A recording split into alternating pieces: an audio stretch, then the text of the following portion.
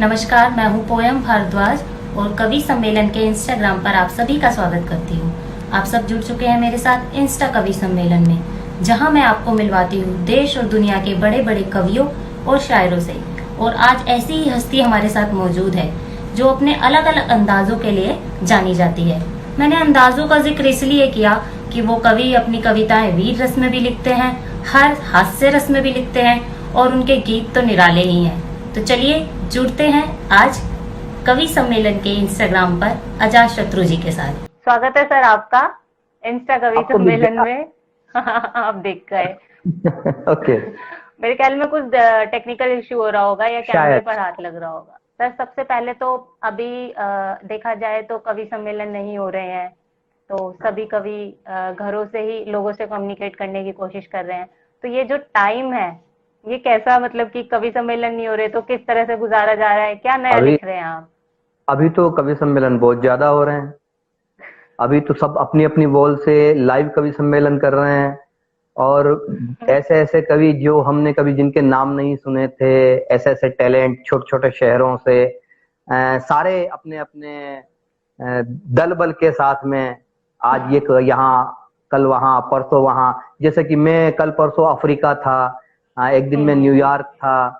तो वर्चुअल चीजें बदली जरूर है, बट इन चीजों को कोरोना एक बिल्कुल महामारी है जिसको हमको स्वीकार करना चाहिए और पूरी वैश्विक महामारी है। और ये हमें एक संदेश भी देती है कि हमें जिंदगी को कैसे जीना है। ये दुनिया जो है वो सिर्फ मनुष्यों की दुनिया नहीं है। देखो, ईश्वर के यहाँ बड़ा इंसाफ है। ईश्वर के यहाँ पे अगर ईश्वर ने, यदि आप आस्था रखते हैं, क्योंकि मैं स्वयं एक बहुत आस्थावान हूँ, यदि आप ईश्वर में आस्था रखते हैं फिर आप उसकी बनाई हुई हर चीज की इज्जत कीजिए। पशु पक्षी, प्रकृति। मैं जब अंडमान निकोबार गया था तो वहां मैंने स्कूबा किया। अब समुद्र के अंदर जा करके जलचर जो है उनको देखना, आप पाएंगी कि जो धरती के अंदर की, यानी कि समुद्र के अंदर की जो दुनिया है वो इतनी खूबसूरत है। वहां का इंटीरियर इतना अच्छा है, वहां पत्थर भी लाइटिंग करते हैं, अंदर मछलियां, रंग बिरंगी मछलियां। तो दुनिया बहुत सुंदर है। तो अगर ये सुंदर और असुंदर किसने किया? मनुष्य ने। देखिए, पोल्यूशन कौन करता है? मनुष्य करता है। देखिए, करप्शन कौन करता है? मनुष्य करता है। नशा कौन करता है? पशु पक्षी नशा भी नहीं करते हैं। वो तो प्रकृति के हिसाब। अब कोरोना ने इस बहाने से मनुष्य को लॉकडाउन में घरों के भीतर रह करके एक अनुशासन सिखाया जरूर है, इसका पालन करना है।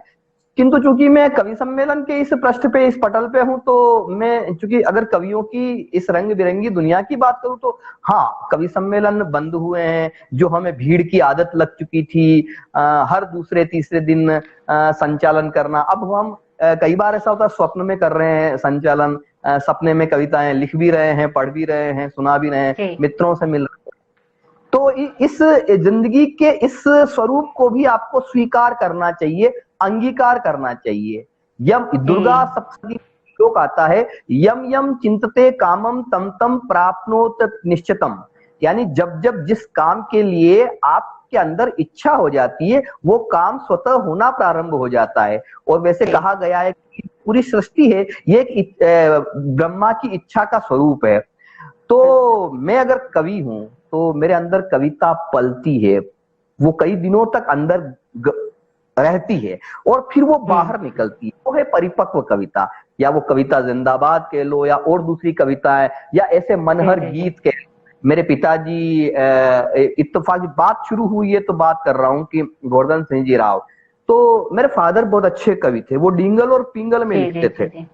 और सर राजस्थानी लोक भाषा के सबसे बड़े कवि रहे जी। उनका बड़ा काम था। लेकिन पोएम उन्होंने कभी पैसे के लिए कविता नहीं पढ़ती, वो हमें भी कहते थे। मैं जब कवि सम्मेलन के निकलता था और मैं कहता था कि आज मैं 10,000 की दिहाड़ी पे जा रहा हूँ, हम घर में ऐसे दिहाड़ी मतलब आज ये दिहाड़ी करके आता हूँ वहां की। कितने मतलब कविता पढ़ने के पैसे लेते हो? माँ सरस्वती इतना है, ये मत किया करो तुम। ये तो ऐसे ही किराए के पैसे में चले जाओ।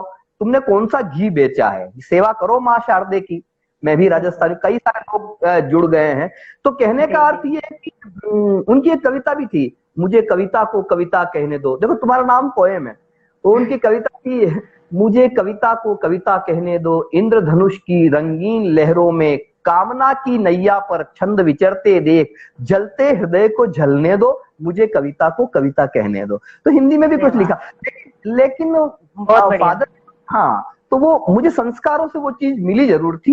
ये जरूर है हम लोग कुछ बिगड़ इस सेंस में कि मंचों पे आ गए, कवि सम्मेलनों में रात रात भर ठेले वाले, खोमचे वाले और पढ़े लिखे सब लोग वहां भीड़ में होते हैं। जैसे कि कोटा दशहरा मेला हो गया, जो भीड़ में, मेरी अपनी एक पहली बार में इस पटल से एक ऐसी बात बताने जा रहा हूं जो आज तक कोई जानता नहीं है मेरे बारे में। मुझे कम लोगों में कविता पढ़ने में बड़ा संकोच होता है। 10, 15, 20, 25 लोग होंगे, वहां मैं बड़ा संकोची हो जाता हूं, क्योंकि वहां पे हर शब्द बहुत संभल के कहना होता है। यद्यपि शब्द तो हमेशा हर जगह आपको संभल के ही कहना होता है, लेकिन जो कम लोग होते हैं थोड़ा, लेकिन जब भीड़ होती है, हजारों की, लाखों की भीड़, वहां पता नहीं कौन सी ऐसी अदृश्य शक्ति मेरे साथ काम करती है कि वहां मुझे लगता है कि बस मैं बना इसी के लिए हूं। ये जो है, ये मैं इसी जगह के लिए बना हूं। मैं जीवन का पहला कवि सम्मेलन जब मैंने किया था नारायण सेवा संस्थान का हमारे उदयपुर में, उस कवि सम्मेलन से पहले मैं अपनी प्रसिद्ध कविता लिख चुका था, टूटा फूटा गामडारी मुड़ी मुड़ी गलियां। इधर की राजस्थान का रहने वाला हूं, उदयपुर का, तो यहाँ की लोक बोली, यहाँ की जन भाषा मेवाड़ी में गीत लिखा मैंने। तो वो बाद में लोगों तक पहुंचा, मारवाड़ी सेठों तक, राजस्थानियों तक, जहां जहां कवि सम्मेलन। गीत की कुछ लाइनें हो जाए। हाँ, मैं उस गीत की लाइनें हो जाए। हाँ बिल्कुल सुनाता हूँ। तो वो भाषा से जुड़ गई वो चीज, तो वो कनेक्टिविटी होती है, तो वो कनेक्टिव चित्र बनते गए। तो जैसे चित्र बनना शुरू हो जाएगा, तो चाहे पोयम जो है वो राजस्थानी नहीं समझती, लेकिन उसके कुछ स्केच बन जाएगा, नहीं ये बात इस तरह से की जा रही है। कि जब मुझे दिल्ली एयरपोर्ट पे मेरी मुलाकात हुई थी जगजीत सिंह से, तो हमारी बातचीत शुरू हुई वहां पे, और मुझे जाना था, उनको भी, हम दोनों को वहां जाना था, हैदराबाद फ्लाइट थी हमारी, तो इत्तेफाक से आगे पीछे तक।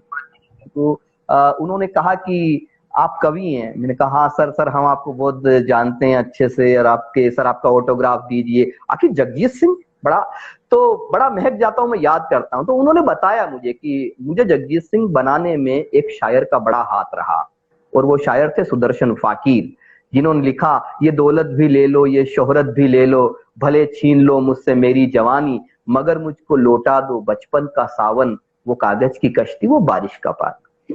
तो मैंने उनको जो गीत की पंक्तियां सुनाई थी, वही गीत जो तुम कह रही हो, चार पंक्तियां उसकी सुना देता हूं। कि मारा टूटा फूटा गामडारी मुड़ी मुड़ी गलियां ने, गलियां में टाबरारी छोटी छोटी टोलियां। कि मारा टूटा फूटा गामडारी मुड़ी मुड़ी गलियां ने, गलियां में टाबरारी छोटी छोटी टोलियां। कदी गुल्ली डंडा खेले, कदी भमरा घुमावे, कदी अंटियां ने फोड़ फोड़ झूमने बतावे, कि कबड्डी पकड़ा बाटी ने खेले छुपा छुपी, कदी चांदण्या पे चढ़ चढ़ पतंगा उड़ावे, कि चौतरिया पे फद के ने नाचे सुबह शाम है, यो फूंदी रे फटाका जैसो गाम मारो गाम है। टूटा फूटा गामडारी मुड़ी मुड़ी गलियां ने, गलियां में टाबरारी छोटी छोटी टोलियां। तो यहाँ पे तुमने देखा होगा कि शब्दों के उच्चारण में ल को अ कहा जाता है, वो कई सारी चीजें हैं। वो एक मिट्टी की महक है, वो चूंकि गांव का। आज तो देखो तुम पोएम, जिस समय ये कोरोना फैला हुआ है पूरी दुनिया में, हम हिंदुस्तान की बात करें तो लोग बड़े बड़े शहरों से टूट के, हारे हुए, थके हुए अपने अपने गांवों तक पहुंच रहे हैं। तो कहीं ना कहीं गांव की वो महक तुम्हारे भीतर भी है, हमारे भीतर भी है, सब में वो गांव धड़कता है। और वही मेरी कविता की आत्मशक्ति भी है, मेरा आत्मानुशासन भी है, कि मैं जब जब गीत लिखता हूं तब वही नदियां लहरा के आ जाती है, वही पीपल के पेड़ आ जाते हैं, वही बगीचे आम के लदे हुए पेड़ आ जाते हैं, वही अमरूद की जो बाग है जिनमें से अमरूद चुरा के हम खाया करते थे बचपन में, वो आ जाते हैं। वो एक साइकिल हुआ करती थी जिसकी चेन उतर जाती थी, हम वापस चेन चढ़ाते थे। वो सारी चीजें, वो चित्र जो थे, मैंने अपनी जिंदगी की पहली साइकिल मैंने क्या खरीदी, मेरे पिताजी ने खरीद के मुझे दी। तो मैंने उसके ऊपर बाकायदा अपना नाम लिखवाया था कवर पे, कहीं साइकिल अगर चोरी हो जाए तो इस नाम से पता लग जाएगा, अजीत सिंह राव। तो ये अजीत सिंह राव जो नाम है, ये नाम भी मेरा ऑफिशियल नेम उस पर लिखवाया था। तो कई सारे बिंब चित्र जो हैं वो, और इन दिनों चूंकि हम एक घर में हैं और फुर्सत ने पहली बार धरती के किसी टुकड़े पे इतने समय तक रहने का अगर अवसर मिला है, बिल्कुल बिल्कुल। तो यादों की एल्बम बदली जा रही है, खुद को व्यवस्थित करने का समय भी मिला है। चल रहा है अच्छा। सर आपने कहा कि ऑफिशियल नेम अजीत सिंह था, उस पर डलवाया गया, तो जैसा कि हम सबको पता है कि हर कवि का मंचीय जो नाम होता है वो अलग होता है, तो आपके अजात शत्रु नाम पढ़ने के पीछे क्या कहानी है? क्योंकि अभी बहुत से लोग कमेंट में लिख भी रहे थे हेलो अजय सर, तो लगा ये क्वेश्चन पूछना चाहिए आपसे। तो अजात शत्रु दरअसल मेरी बहन थी पुष्पा राव, जो अभी दुनिया में नहीं है। हम दोनों जब छोटे थे तो साथ साथ मिलके कविता खेलते थे। 2 पंक्ति उसने लिख दी, 2 पंक्ति मैंने लिख दी, इस तरह से कविता लिखना खेलते थे हम। तो कई बार मैं कुछ ऐसी पंक्तियां लिख देता था कि वो चौंक जाती थी, वो कहती अरे तू तो एक बार उसने ऐसे कहा तू तो अजात शत्रु है। तब मुझे इसका नाम का पता मालूम नहीं था, तो मेरी पुष्पा राव जो मेरी बड़ी बहन थी, तो उन्होंने ये नाम मुझे बड़ी बहन ने दिया और मैंने इसको स्वीकार कर लिया। बाद में धीरे धीरे चीजें समझ में आई। फिर कई बार मित्रों ने कवि सम्मेलनों की, दुनिया के कवि सम्मेलन के बड़े बाजार की मंडी से गुजरते हुए जब कुछ हादसे ऐसे हुए तो मित्रों ने कहा तेरा नाम तो अजात शत्रु नहीं हजार शत्रु होना चाहिए। नीचे आए राम वर्मा जी आ गए, रजत राव भी आया है, कविता जिंदाबाद। सर अभी से डिमांड आने लग गई है आपके फैंस की। सर अच्छा, आपने अभी ये सारा विवरण अपने बचपन का और घर का बताया, तो इससे साफ जाहिर होता है कि कविता और साहित्य दोनों आपको विरासत में मिले हैं। हाँ, मेरे पिताजी चूंकि लिखते थे। हाँ बिल्कुल, मैं वहीं आ रहा हूँ। अच्छा सवाल किया, ये सवाल बहुत कम मुझसे पूछा जाता है। मेरे बड़े भैया उग्रसेन राव, वो प्रदेश के बड़े पत्रकार रहे हैं और मैंने कविता पढ़ने की और लिखने की प्रेरणा उनसे ली। हम तो बहुत छोटे हुए थे, लेकिन उनकी जो कविताएं जो वो पढ़ते थे तो हमको वहां से प्रेरणा मिली, भाषा के संस्कार हमको अपने बड़े भाई से मिले, तो वो सब रहा।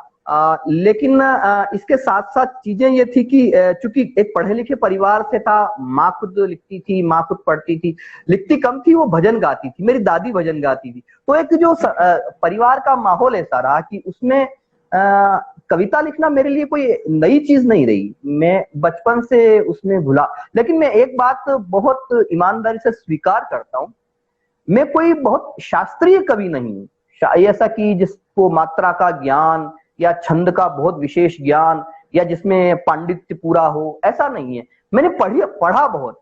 बचपन से मैंने बाण भट्ट की आत्मकथा पढ़ ली, मेरी एक बड़ी लाइब्रेरी जिसमें जो पुस्तकें, मेरे पिताजी जो जनपद चलाते थे तो उस जनपद में एक लाइब्रेरी हुआ करती थी, उसमें किताबें, उसमें लोटपोट, मधु मुस्कान, चंपक, वो चाचा चौधरी, साबू, जो कॉमिक्स से पढ़ते थे, है ना। तो कॉमिक्सों से धीरे धीरे चीजें तक चलती चली गई, तो कहीं न कहीं वो कनेक्टिविटी हुई, तार से तार जुड़ता रहा और कारवां चलता रहा। लेकिन क्योंकि जब कवि सम्मेलन के मंच पे मैं बाल कवि के रूप में, जैसा मैंने कहा, बाल कवि के रूप में मैं आ गया था और मैं ये बात में कोई अहंकार नहीं है, बड़ी विनम्रता से इस बात को स्वीकार करता हूं कि मैं अपने जीवन के पहले कवि सम्मेलन में भी खूब जमा था। इतना जमा था कि मेरे जो बड़े कवि थे वो भी मुझसे लगभग एक बार तो चौंक के देखे, ये क्या हो गया अचानक। लेकिन मुझे आज लगता है कि वो मुझे मेरे मासूमियत के नंबर थे, कि छोटा सा लड़का, छोटा सा बच्चा जिसने हाफ पैंट पहन रखी है ना, और मतलब अभी तुतलाती जुबान में कवि सम्मेलन के मंच पे खड़े और वंस मोर हो रहे हैं। और उस समय कुछ वो सेठ आसपास जो बड़े बड़े लोग बैठे हुए थे, उन्होंने इनाम की घोषणा कर दी। तो उस समय भी जो कवि सम्मेलन में जो कोई बड़े कवि जो भी थे, उनसे ज्यादा पेमेंट तो मुझे उतना मिल गया था जो लोगों ने मुझे खुश होके दिया था। इसको ये कह सकते हैं कि आपका सम्मोहन लोगों तक कैसे पहुंच रहा है, ये बड़ी चीज है। और जब आपका सम्मोहन लोगों तक पहुंचने लगे तब आपको आपके ऊपर जिम्मेदारी बड़ी आ जाती है, और उस बड़ी जिम्मेदारी का निर्वाह करना प्रकृति आपकी परीक्षा लेती है। कई बार आपके समकालीन जितने लोग होते हैं वो तो प्रतिस्पर्धा भी करेंगे, वो समय समय पर मित्रता, शत्रुता, ये सब चलता रहता है, तो पार्ट इसके आनंद लेने चाहिए। लेकिन बड़ों का स्नेह मिलना, बड़ों का आशीर्वाद मिलना बहुत बड़ी बात है। पोएम जैसे कि बिल्कुल। मुझे बहुत प्यार करते थे एक जमाने की, वो ब्रजेंद्र अवस्थी ऐसे लगते थे जैसे कि अटल बिहारी वाजपेयी हो। क्या उनका भव्य दिव्य ललाट, उनका वो जो उनका शरीर की उसकी बॉडी लैंग्वेज जो उनकी हुआ करती थी, और वो आशु कवि थे, प्रत्युत्पन्नमति के कवि थे, तुरंत ही कविता लिख देते थे।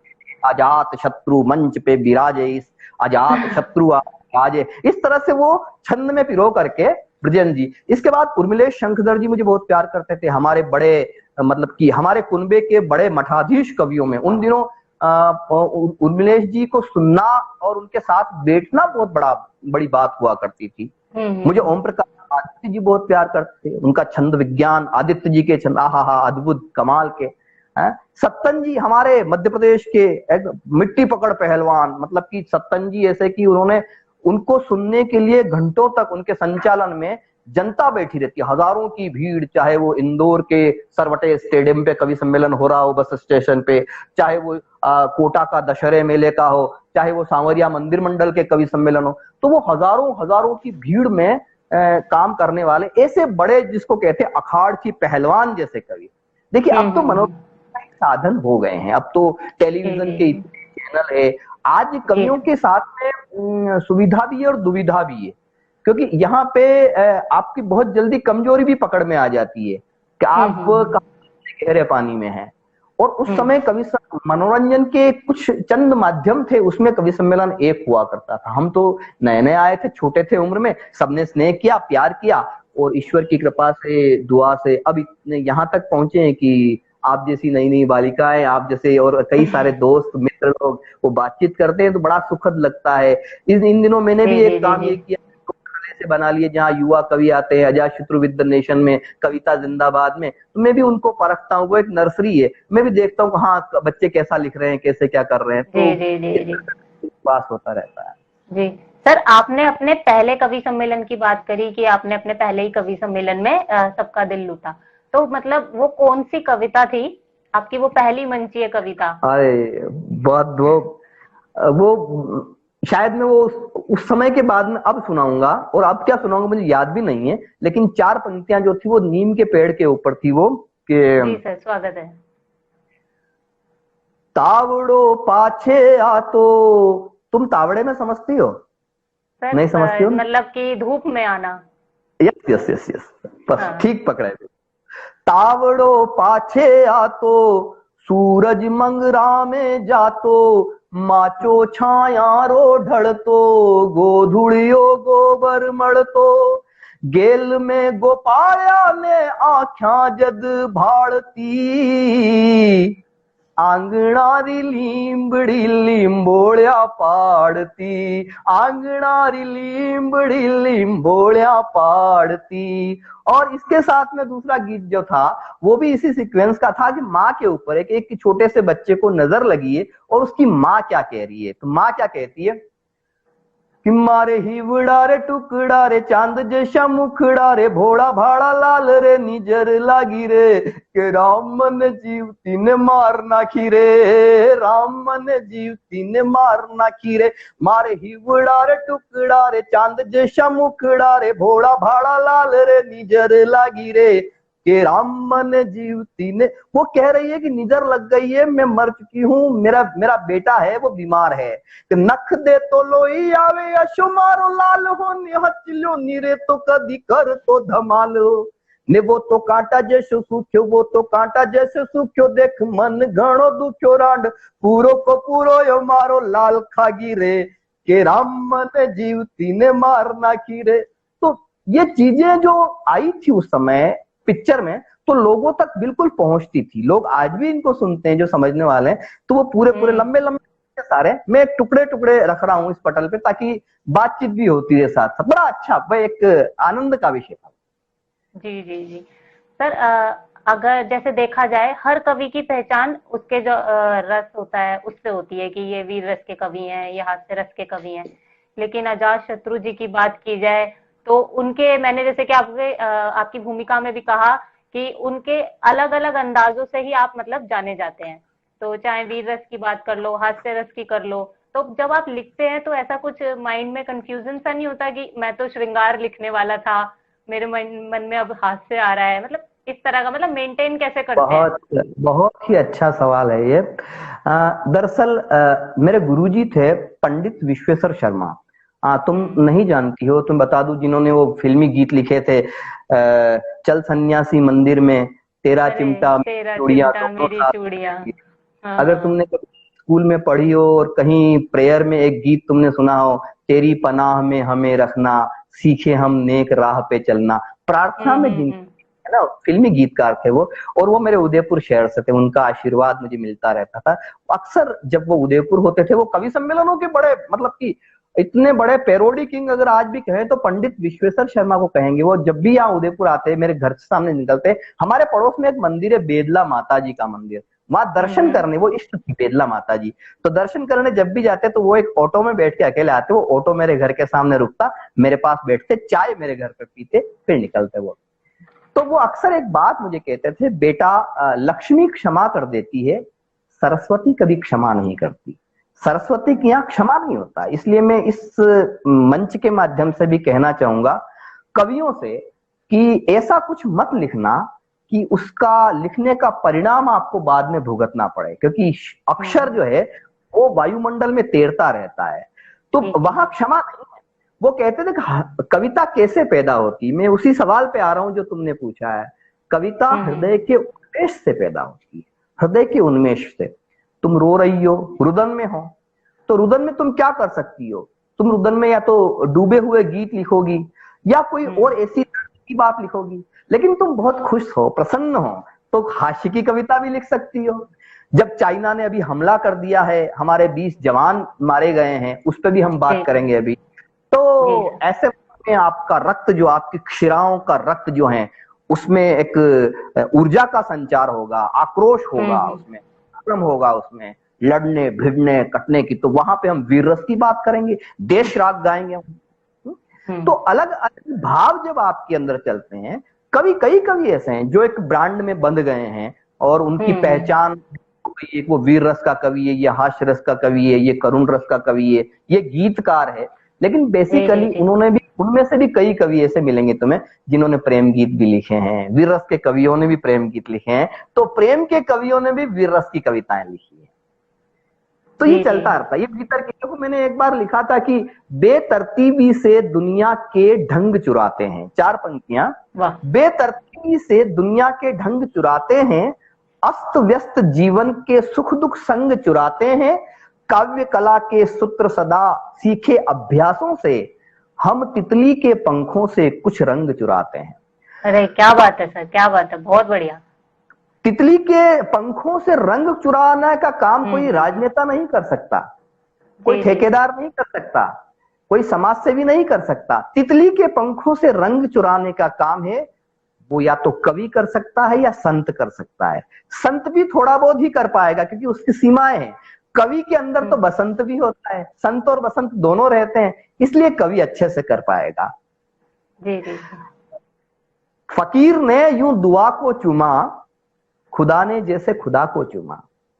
फकीर ने दुआ को चूमा, खुदा ने जैसे खुदा को चूमा, उसकी खुशबू जो हवा में आई, मैंने खुश होके हवा को चूमा। क्या बात है सर, बहुत बढ़िया। मैं आज भी ऐसा होता है कि मैं जब कुछ कविताएं ऐसी लिख लेता हूं, या आप अच्छी कविताएं आप नहीं लिख सकते, माफ करें, आप में वो क्षमताएं नहीं है कि आप अच्छी कविता लिख दे। पूरे जीवन में, जीवन भर आप लिखते रहेंगे, उंगलियों पे गिनने जैसी कविताएं होगी जो कि आपकी पहचान बना देगी। वो कविताएं उतरती है, वो बनी जाती है। जब तुम्हारी मांग में सिंदूर का टीका लगे, लोगों तक पहुंची, अच्छा लगा मुझे। फेसबुक जैसा फेस तुम्हारा, आंखें हैं गूगल जैसी, वो मैंने दिमाग से लिखी, वो दिल से नहीं लिखी। कि मुझे युस तक पहुंचना है, कॉलेज में जाना है, तो वहां पे मुझे, लेकिन वो अच्छी लोगों ने उसको स्वीकार किया।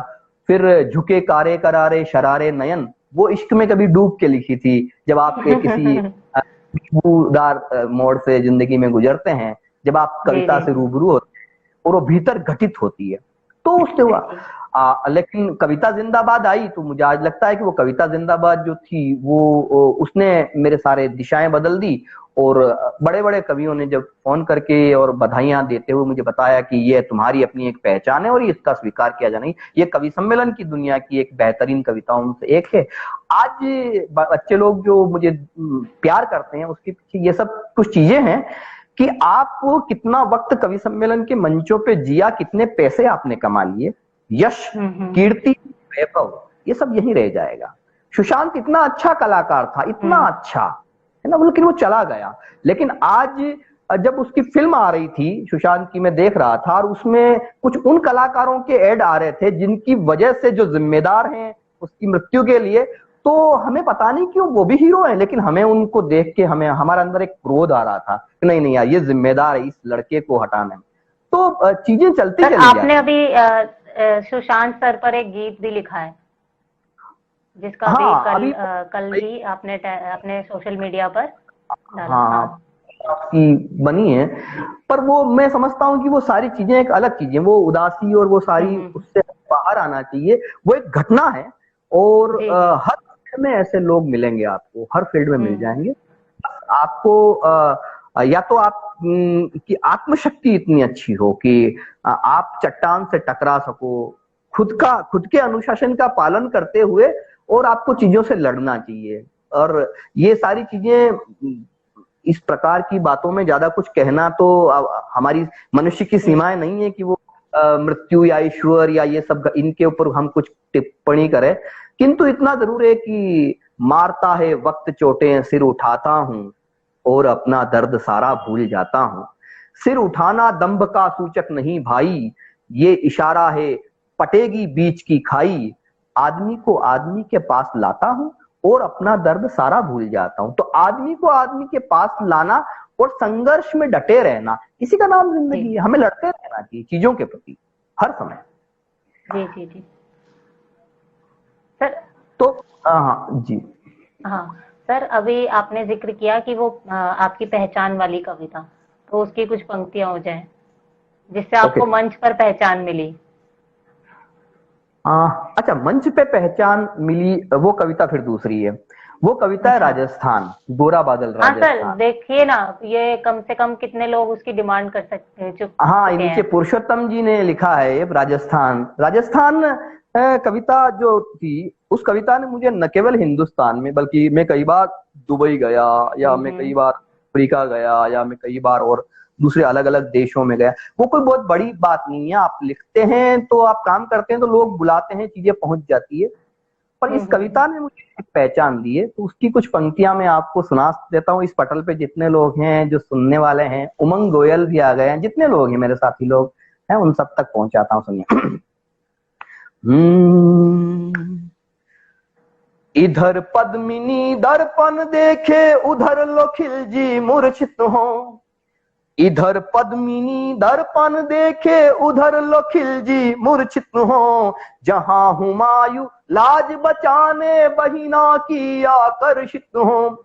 चंदन का बलिदान जहां पर कर देती माताएं हो। जिस माटी का कण कण गाता जोहर की गाथाएं हो। गोरा बादल राजस्थान, शेरों का दल राजस्थान। गौरव थाती राजस्थान, चौड़ी छाती राजस्थान। महाराणा को देख स्वप्न में अकबर भी डर जाता हो। महाराणा को देख स्वप्न में अकबर भी डर जाता हो। स्वामी भक्त चेतक प्राणों को न्योछावर कर जाता हो। भक्तमयी मीरा भजनों में प्रेम सुधा भर देती हो। हाड़ी रानी जहां निशानी शीश काट कर देती हो। उजला अंबर राजस्थान, वीर सलुम्बर राजस्थान। शोणित माटी राजस्थान, हल्दी घाटी राजस्थान। और इसमें एक पंक्ति आती है, जिन दिनों कारगिल का युद्ध हुआ था, भरतपुर के पास एक गांव है अजान, जहां की गायत्री देवी ने अपने शहीद पति की अर्थी को कंधा दे दिया। आप कल्पना करें उस स्त्री के दिल पे क्या गुजरी होगी जिसने सुहाग का जोड़ा पहनकर शमशान तक की यात्रा की। हम देखिए कितनी मैं उस दृश्य की अगर कल्पना करता हूं तो मेरे रोंगटे कांप जाते हैं। तब मैंने ये लिखा कि आन बान और मर्यादा की पानीदार कहानी है, हाँ पानीदार कहानी है, प्राण जाए पर वचन जाए, राजस्थानी पानी है, पति की अर्थी को कंधा क्षत्राणी ही दे सकती है। उन घरों में क्या बीती होगी जो 20 जवान शहीद हुए हमारे चाइना के बॉर्डर पे, वहां पे हम जब भारत की सीमा रेखा पे, तो हम सोचते हैं कि वो घर जो है अकेला कोई शहादत को नहीं जाता है, उसकी बीवी बच्चे पूरा परिवार शहीद हो जाता है। कि आन बान और मर्यादा की पानीदार कहानी है, प्राण जाए पर वचन जाए, राजस्थानी पानी है, पति की अर्थी को कंधा क्षत्राणी ही दे सकती है, परमाणु विस्फोट यहाँ की धरती ही सह सकती है, हाँ धरती ही सह सकती है, बोला कण कण राजस्थान, धन्य पोकरण राजस्थान, सबसे न्यारा राजस्थान, थारा मारा राजस्थान, नीलो घोड़ो राजस्थान, गढ़ चित्तोड़ो राजस्थान। तो लोगों तक पहुंची वो प्रतिक्रिया मिलने लग जाती है, तालियों की ताल पे गीत चलता रहता है, लोग प्यार करते हैं, लोग को ये समझते हैं कि आपके जीवन में ये कितने सुखद पल होंगे कि आप अपनी कविताओं की वजह से पहचाने जाओ। मैं नाम नहीं लेना चाहूंगा, लेकिन कई बड़े बड़े कवि ऐसे हुए हैं, हमारे समकालीन भी है, कई बहुत कम कवि ऐसे जिनके पास में यह दौलत है कि वो चेहरा जब याद आता है तो उस चेहरे के याद आने के साथ साथ कुछ कविताएं रिमार्केबल आपके। मैं एक प्रसंग तुम्हें सुनाता हूँ यहाँ पे, बहुत अच्छा, मेरे जीवन के अद्भुत प्रसंग वो। मैं लगभग 9-10 वर्षों के बाद में गया था झालोर कवि सम्मेलन में। स्वर्ण जयंती के सम्मेलनों की श्रृंखला भारत सरकार ने जो शुरू की थी, राजस्थान सरकार ने भी उनको फॉलो किया। मुझे वहां हम जब मंच पे चढ़ रहे थे तो एक श्रोता मिला, तो नमस्ते किया, ऑटोग्राफ लिए, सेल्फी वेल्फी ली। तो मैंने कहा कि मैं आपको पिछली बार सुना था। मैंने कहा पिछली बार मैं 10 साल पहले आया था। कि जी आपकी वो कविता मुझे आज भी याद है, टूटा फूटा गामड़ारी मुड़ी मुड़ी गलियां, जो मैंने अभी इस पटल पे सुनाई थी। जी। अब आप सोचिए, एक फिल्म बनती है, करोड़ों रुपए की फिल्म बनती है, उसमें एक गाना हिट होता है, कोलेवरी कोलावरी कोलावरी डे हिट होता है, लोग लाखों लोग 3-4-5 महीने, साल भर, 2 साल के बाद आप भूल जाते हैं, आपको याद दिलाना पड़ता है कि ऐसा कोई गाना भी आया था, इतना हिट रहा था गाना। लेकिन अगर 10 वर्षों के बाद में भी किसी को आपकी कविता याद है तो इसका मतलब एक शब्द के पास में वो शक्ति है जो चाहे आप म्यूजिक लगा लो, फिल्में बना लो, लेकिन कविता की वही प्राण शक्ति जो हमको बड़ा करती है। ये अच्छा, एक और चीज जो मैं जोड़ना चाहूंगा, अभी पिछले दिनों 19 मई के कवि सम्मेलन के लिए, ऑनलाइन कवि सम्मेलन के लिए मेरे पास फोन आया कि जी मैं विजय शंकर बोल रहा हूँ। मैंने कहा कौन विजय शंकर? बोले मैं जय शंकर प्रसाद जी का प्रपौत्र बोल रहा हूँ। मैंने कहा कौन जय शंकर प्रसाद? भाई हमने ना कौन, कहाँ रहते हैं, क्या है? बोले मैं महाकवि जयशंकर प्रसाद। मैंने कहा हैं? मेरी आंखें और कान दोनों एकदम। मैंने कहा क्या क्या बोले? बोले महाकवि जयशंकर प्रसाद का प्रपौत्र बोल रहा हूं। मैंने कहा कि महाकवि जी जिन्होंने भारत भारती लिखा, जिन्होंने अजात शत्रु लिखा नाटक है, वही जयशंकर प्रसाद जिन्होंने अजात शत्रु नाटक लिखा? कि बिल्कुल मैं उन्हीं की बात कर रहा हूँ। तो ऑनलाइन कवि सम्मेलन हुआ, अभी कुछ दिनों पुरानी बात है, 19 तारीख को हुआ था, उनका एक फाउंडेशन। आप सोचिए कि महाकवि जयशंकर प्रसाद के प्रपौत्र अजात शत्रु को फोन करते हैं और कहते हैं कि आपको आना है कवि सम्मेलन में। तो मुझे लगता है कि ये मानस पुत्र और रक्तपुत्र के बीच की बात है। मैं तो उनका मानस पुत्र और वो रक्तपुत्र हैं, लेकिन अगर पीढ़ी दर पीढ़ी कुछ चीजें चलती हुई आ रही है, इसका मतलब है कि कहीं न कहीं चेतना बहती है एक दिशा में।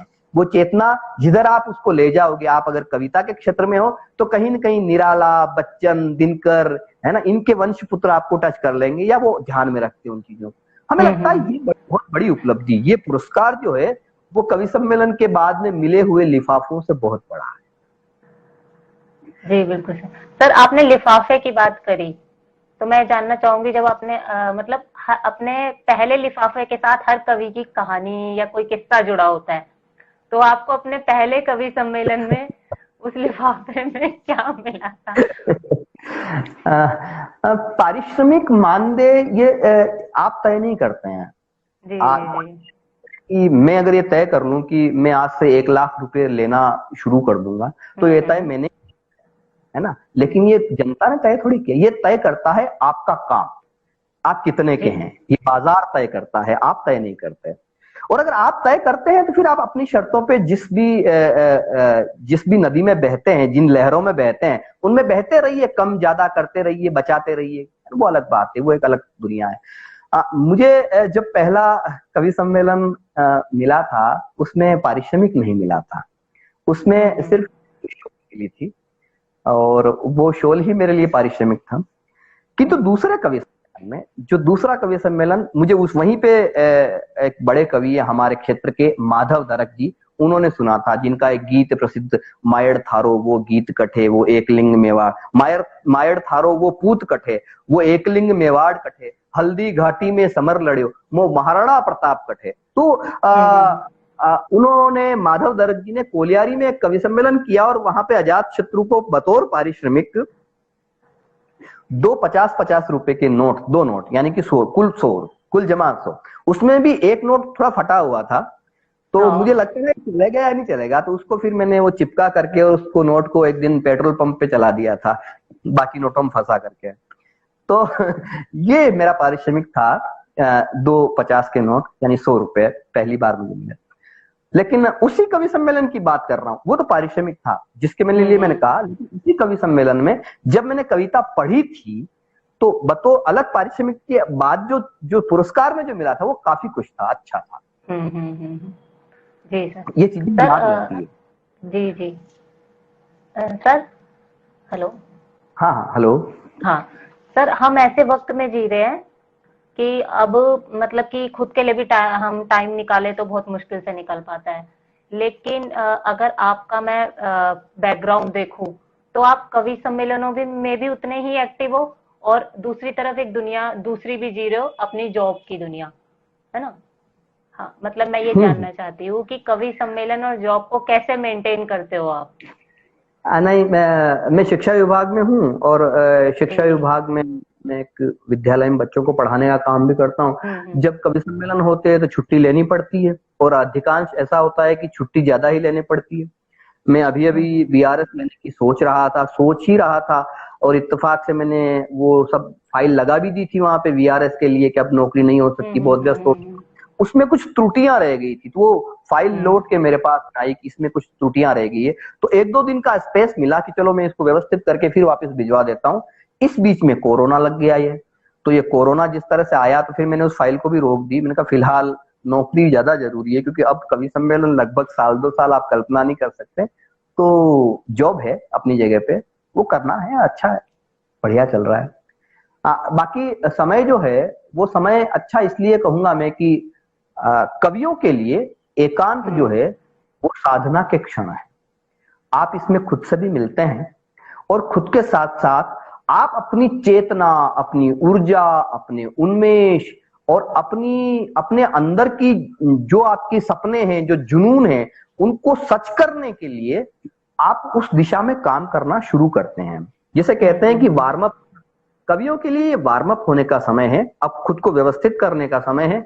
पढ़ना लिखना, कई बार मैं सोचता था वक्त नहीं मिलता है, लेकिन इन दिनों वो सारे काम हो गए हैं, वो अधूरे गीत हो गए हैं, अधूरी किताबें कुछ जो थी वो पूरी हो चुकी है, एक गजल संग्रह कर दिया है, एक आधी कटोरी चांदनी को व्यवस्थित करके वापिस उस आधी कटोरी चांदनी के का नया संस्करण आने वाला है। तो एडिशन लेके अब नया संस्करण आएगा, तो इसमें 25 गीत ये नए वाले जाएंगे। तो कई सारे काम होते हैं, और इसके साथ साथ पढ़ने का, यानी कि मैंने मानस का हंस नहीं पढ़ा था, अमृतलाल नागर की नाचो बहुत गोपाल पढ़ा था, वो पढ़ ली। कई सारी पुस्तकें थी, उनको उस्ताद मयूखी साहब को पढ़ लिया। कई किताबें जो आधी अधूरी इधर उधर रखी हुई थी, उन सबको निकाली अलग अलग लाइब्रेरी से, और उनको पूरा कर लिया। तो ये तो अपने आप में कोरोना ने ये गिफ्ट तो दिया है। जी जी सर, आपने अपनी बुक आधी कटोरी चांदनी की बात करी, ठीक है, उस बुक को लें और आपकी बुक आखर पुल कुल है। और आपके कवि सम्मेलन का जो अंदाज है, मतलब एक जॉली सा कवि लोगों को हंसाता है, तो लेकिन अगर उन दोनों बुक को देखें तो वो बिल्कुल अलग है, मतलब आपकी उनके गीतों की रचना है, तो जी। एक तरह से कैसे? जी। आ,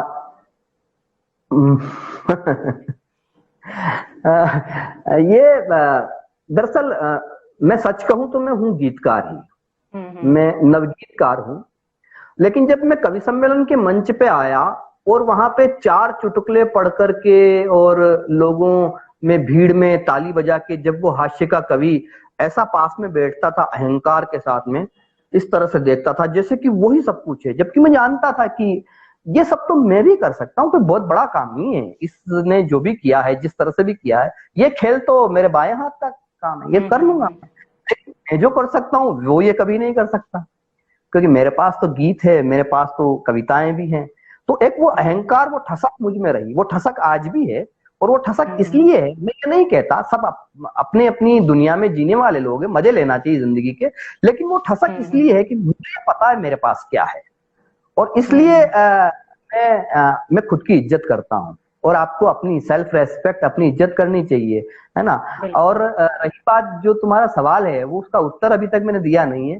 वो ये है कि आप गीतकार हैं, आप गीतकार, लेकिन अगर आप उसकी प्रस्तुति जनता में उतनी अच्छी तरीके से नहीं कर पा रहे हैं, तो फिर आप उन गीतों को रहने मत दो, उनको लिखिए, प्रकाशित भी करवाइए, है ना। ऐसे मैंने कहा है, कई कवि ऐसे मिलेंगे जो अपनी बाउंड्री लाइन से बाहर जाकर के काम करते रहे हैं। जैसे कि मैं एक नाम लेना चाहूंगा, प्रदीप चौबे का।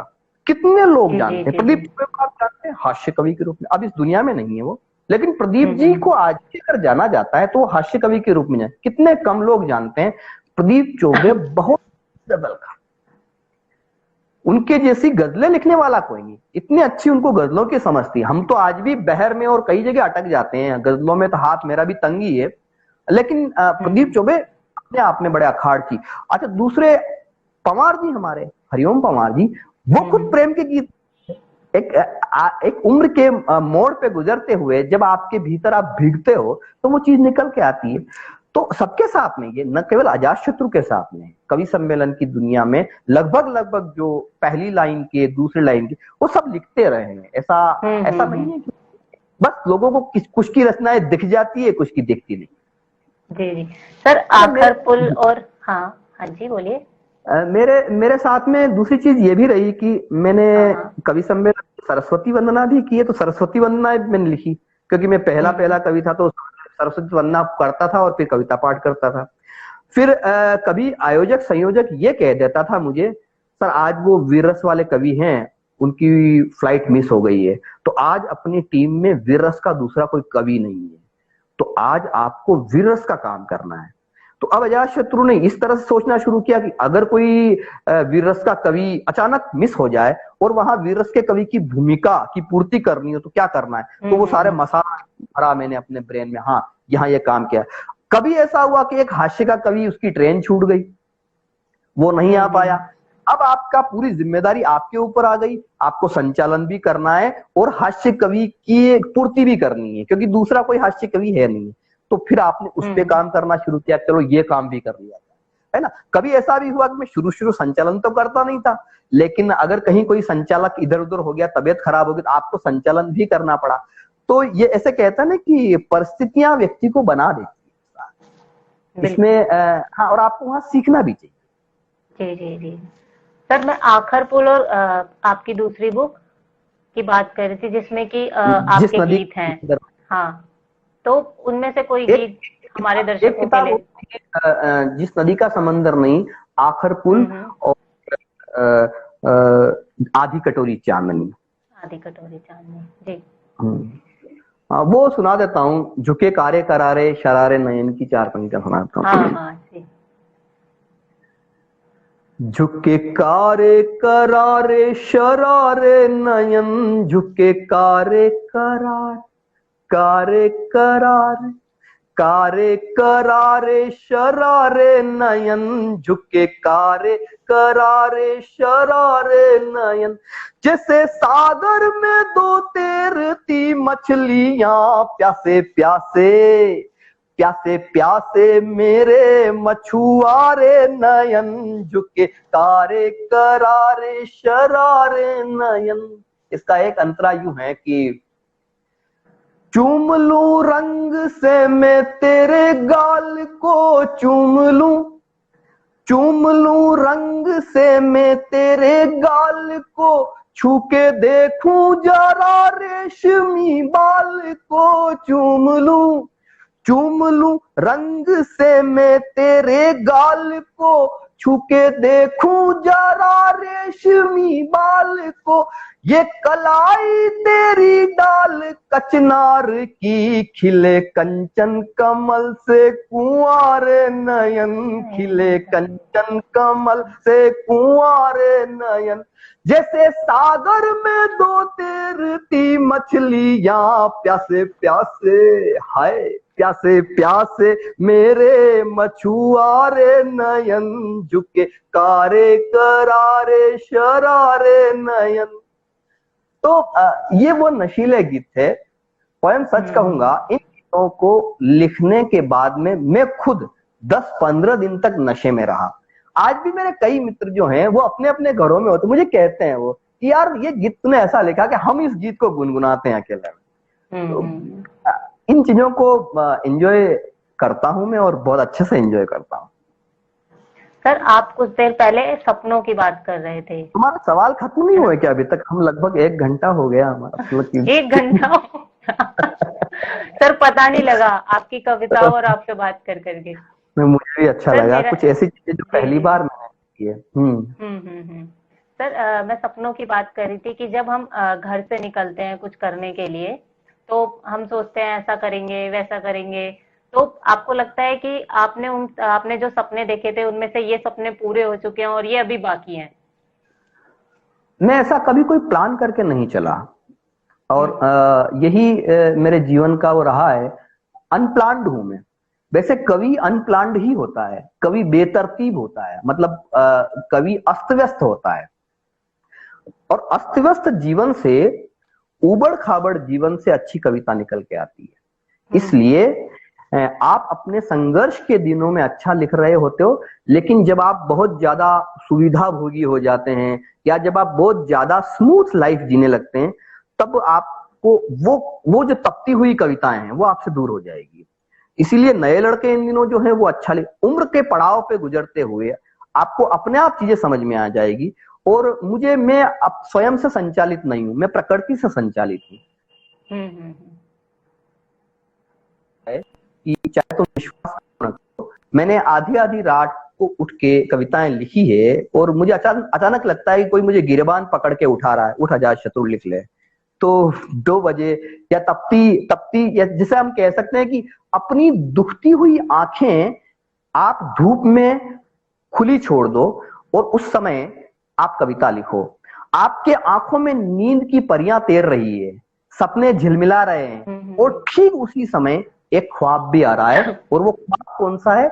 एक ऐसा बिंब जिसपे एक पंक्ति लहराई आपके दिमाग में, और इधर नींद आ रही है। तो आपको उस नींद के बिस्तर को छोड़ना पड़ेगा, उस नींद को कहना पड़ेगा तू थोड़ी देर उधर बैठ, मैं अपनी एक कविता लिख के आता हूं। क्यों? क्योंकि अगर आपने उस पंक्ति को स्वीकार नहीं किया, तो वो पंक्ति आपको छोड़ के किसी दूसरे के पास चली जाएगी। यानी कि आपने उस विचार की इज्जत नहीं की, तो वो विचार तो कहीं न कहीं अंतरिक्ष में चलते हैं, और वो किसी दूसरे के पास जाएंगे, वो आपके पास नहीं रहेंगे। वो मेहमान, उसने दस्तक दी थी, नॉक किया था उसने, हेलो हेलो मैं हूं यहाँ पे, आपने उसे स्वीकार नहीं किया। इसलिए कोशिश करता हूं कि आप देखिए, प्री प्लान्ड कुछ ऐसा नहीं होता है कि आप ऐसा कर लेंगे तो वैसा हो जाएगा, वैसा कर लेंगे तो वैसा हो जाएगा। प्रकृति से नियति आपको ये बता देती है कि अब आपको क्या करना है। इसीलिए जो संकेत मुझे नियति से मिलते रहते हैं, मैं उस नीति के द्वारा संचालित हूँ। ठीक सर, जाते जाते फेसबुक जैसा फेस तुम्हारा, वो बहुत हो गया। वो यहाँ कहाँ, यहाँ कविता जिंदाबाद की पंक्ति सुन लो। हाँ, कविता जिंदाबाद। पर जिंदाबाद सर की सुन लो फेसबुक जैसा फेस तुम्हारा मेरी फेवरेट थी, इसलिए मैंने कहा। उसके लिए वैसे कविता एक जिंदाबाद भी पसंद है मुझे तो। कविता जिंदाबाद सुन लो। कविता हाँ जिंदाबाद सर इसलिए कि मैं सुनाइए। वो पंक्तियां हैं और उसके साथ में हम विदा लेंगे। हम्म। हम्म, ये बोली तो युग बोला, ये गाई तो जग ने गाया। ये बोली, देख, कविता दर्द का ताजमहल है तो आनंद की अजंता है। कविता शिव का विश्वान है तो राम की शक्ति पूजा है। कविता कृष्ण की गीता है तो तुलसी की रामायण है। लेकिन कविता जब कमनीय और रमणीय कंठ में उतर जाती है, तब कुछ कविताएं जो निकलती है वो कैसी होती है। ये बोली तो युग बोला, ये गाई तो जग ने गाया। इसने ही आजादी का परचम सीमा पर लहराया। वंदे मातरम बनकर गूंजी और तिरंगा थाम लिया। वंदे मातरम बनकर गूंजी और तिरंगा थाम लिया। बिस्मिल शेखर भगत सिंह मंगल पांडे का नाम लिया। पराधीनता की बेड़ी से करने को आजाद। कविता जिंदाबाद, हमारी कविता जिंदाबाद। कविता जिंदाबाद, हमारी कविता जिंदाबाद। और कवियों के पटल पे, कवि सम्मेलन के पटल पे अगर मैं सुनाऊंगा तो मैं कविता जिंदाबाद नहीं सुनाऊंगा तो क्या सुनाऊंगा। कविता जिंदाबाद, हमारी कविता जिंदाबाद। और क्यों है जिंदाबाद? ये बच्चन की मधुशाला है, दिनकर का रश्मि रथ है। ये बच्चन की मधुशाला है, दिनकर का रश्मि रथ है। सूर कबीरा तुलसी मीरा सबका ही ये तीरथ है। सरयू के तट पर अवधी की चौपाई मुस्काती है। जुरुबाई उर्दू की बाहों में आकर ढल जाती है। नहीं बनी शागिर्द किसी की, सबकी है उस्ताद। कविता जिंदाबाद, कविता जिंदाबाद, हमारी कविता जिंदाबाद। और यहाँ पे मुझे लगता है कि कविता रहती कहाँ है। कविता, जब जब मैं कविता के बारे में सोचता हूँ, कविता दर्द में, पीड़ा में, त्रासदी में रहती है। महामारियों से बड़े बड़े उपन्यास निकल के आए। निराला ने महामारी देखी और निराला ने बाकायदा कुल्ली भाट में लिखा है। सूर्यकांत त्रिपाठी निराला ने लिखा है कि मैं गंगा में इतनी बहती हुई लाशें देख रहा हूं, लोगों के पास में लकड़ियां नहीं है लाशों को जलाने के लिए, और इन महामारियों में उनके पास सूचना आती है उनकी पत्नी नहीं रही, उनकी बेटी नहीं रही। तुलसी ने लिखा है, तुलसी ने लिखा है कि वो काशी के घाट पे घूम रहे हैं और वहां पे लाशें ही लाशें देखी जा रही है। और तुलसी ने तो बाकायदा सेवा की है, महामारी में मरते हुए लोगों की सेवा गोस्वामी तुलसीदास ने की है। आपके टैगोर ने अपने 2 बच्चों को खो दिया महामारी में। ऐसे समय में कवि सरस्वती पुत्र जो हैं वो महामारियों से दूर नहीं रहे हैं, उन्होंने भी कहीं महामारियां देखी है। हम जिस कालखंड में अभी जी रहे हैं, इस कोरोना कालखंड में हम अभी जी रहे हैं, हम एक महान समय से गुजर रहे हैं, एक अनुशासन के साथ में। यह समय आपको, हमको बहुत कुछ सिखा के जाएगा, बहुत कुछ दे के जाएगा। वो संकेत, वो संदेश दे के जाएगा जो शास्त्रों में शायद आपको पढ़ने में बड़ा मुश्किल लगता। कविता जिंदाबाद, हमारी कविता जिंदाबाद। पाथल और पीथल की गाथा जन कवियों ने गाई है। सूर्यमल मिश्रण की अग्नि यही चंद बरदाई है। मैं जहां रहता हूं उदयपुर मेवाड़ की धरती के लिए लिखा। पाथल और पीथल की गाथा जन कवियों ने गाई है। सूर्यमल मिश्रण की अग्नि यही चंद बरदाई है। मत समझो हल्दी घाटी की बात जरा सी छोटी है। परम प्रतापी महाराणा की अरे घास की रोटी है। शबनम का कतरा बन जाती कभी बनी फौलाद। कविता जिंदाबाद, कविता जिंदाबाद, हमारी कविता जिंदाबाद। और कुछ कवियों की वाणी लेकिन सरकारी हो जाती है। मैं आज भी बड़ी विनम्रता के साथ माँ सरस्वती के सामने प्रणाम करते हुए, नतमस्तक होते हुए माँ से यह आज्ञा लेता हूं, माँ मुझे इतनी शक्ति देना, ताकत देना, हिम्मत देना कि कभी वक्त आए तो अपने आप के खिलाफ भी लिख सकूं, लेकिन अगर मेरे देश की बात हो तो अपने बाप के खिलाफ भी लिख सकूं या करके दिखाऊं। इतनी हिम्मत मुझे दे देना। कविता जिंदाबाद, हमारी कविता जिंदाबाद। कुछ कवियों की वाणी लेकिन सरकारी हो जाती है। माँ के मंदिर की वीणा जो दरबारी हो जाती है। स्वर्ण इसके शिलालेख हो करती ये परवाह नहीं। स्वर्ण इसके शिलालेख हो करती ये परवाह नहीं। पद्म पुरस्कारों की भी तो रहती इसको चाह नहीं। तन जाती है भरी सभा में, तन जाती है भरी सभा में कहकर मुर्दाबाद, कविता जिंदाबाद, कविता जिंदाबाद, हमारी कविता जिंदाबाद। तो बातें चलती रहती है और इन्हीं बातों के साथ, इन कविताओं के साथ में आपको जो जो चीजें जिम्मेदारियां मिलती है, उन जिम्मेदारियों को निर्वाह करना भी एक कवि का सच्चा धर्म होता है। जी। और आपकी चेतना, आपकी प्रज्ञा, आपका भाषा विज्ञान, आपकी मेहनत और बाकी जो है, इतना सब कुछ करने के बाद में भी सब कुछ ईश्वर के हवाले कर दीजिए। मैंने मेरी तरफ से मेरा काम कर दिया, अब तुम्हारे हवाले वतन साथियों, हे ईश्वर तू देख ले। सर, जाते जाते नए कवियों के लिए आपकी तरफ से क्या संदेश है? नए कवियों के लिए तो इन दिनों बहुत अच्छा संदेश है। नए कवियों के लिए ये संदेश है कि इसी पटल पे अभी एक कंपटीशन चल रहा है। कंपटीशन का मतलब एक ऐसा वो कवि सम्मेलन का सुपरस्टार, आप कवि आए, अगर आप कवि हैं, आप कविता लिखते हैं, आप अपना वीडियो बनाइए, वीडियो बना के आप डालिए, आपको अपना भी पता लग जाएगा और दूसरे लोग हैं उनका पता लग जाएगा। नए कवियों के लिए ये तो हुई छोटी सी वो बात जो कि हम अभी इस चर्चा में शामिल की हमने, कि कवियों को आना चाहिए। आजकल नए कवियों के लिए बहुत आसान है, चीजें उतनी मुश्किल नहीं है।